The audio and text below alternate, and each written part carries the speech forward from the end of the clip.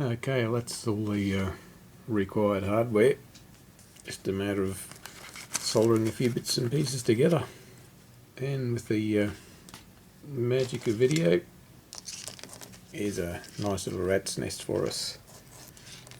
It's a bit very rough and ready, to be honest, but I'll obviously tidy things up before I finish it. It's more just to make sure it's tested and works. So as we discussed earlier, got the regulator, get the 13.8 down to 5 volts to feed the ESP32. Then the ESP32 is a inbuilt regulator for 3.3 volts, and that's the supply for the ADC as well as the screen. As I said before, it's a I2C interface, so they're just in parallel, the two devices. By default, I also mentioned before, the addresses are different, so there's nothing to change on there hardware wise.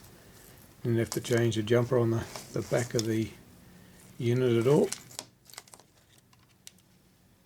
You can see the jumper there. I think we pointed out the other one too. Just change that link from there to there to select the different address.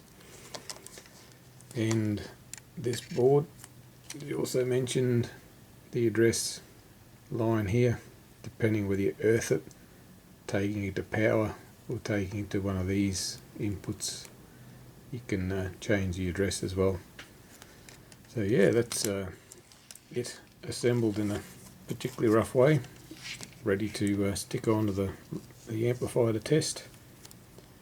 So you input for the ADC there. So keep watching, we'll see how we go and make sure it all works. Thank you.